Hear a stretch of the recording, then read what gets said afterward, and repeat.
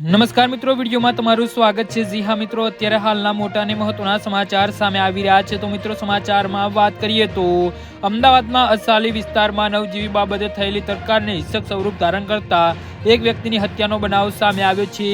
માત્ર ખર્ચાના પૈસાના હિસાબ બાબતે થયેલી બોલાચાલીમાં એક ડ્રાઈવરે તેના સાથી ડ્રાઈવરના માથામાં ટિફિન મારીને તેને મોતને ઘાટ ઉતારી દેતા ચકચાર મચી છે।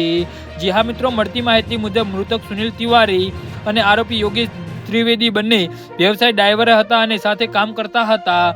ઘટનાના દિવસે બંને વચ્ચે સાથે થયેલા ખર્ચાના પૈસાના હિસાબ બાબતે ઉગ્ર બોલાચાલી થઈ હતી ને માથાકૂટ એટલી હદે વધી ગઈ કે આવેશમાં આવીને યોગેશ ત્રિવેદીએ સુનિલ તિવારીના માથામાં ભાગે જોરદાર ટિફિન ફટકારી દીધું હતું અને માથામાં ગંભીર ઇજા થવાના કારણે સુનિલ તિવારીનું ઘટના સ્થળે જ કરુણ મોત નીપજ્યું હતું। હત્યાના બનાવની જાણ થતાં જ અસાલી પોલીસ તાત્કાલિક ઘટના સ્થળે પહોંચી હતી અને મૃતદેહને પોસ્ટમોર્ટમ માટે ખસેડ્યો હતો। પોલીસે તીવ્ર કાર્યવાહી કરતા આરોપી યોગેશ ત્રિવેદીની અટકાયત કરી લીધી છે।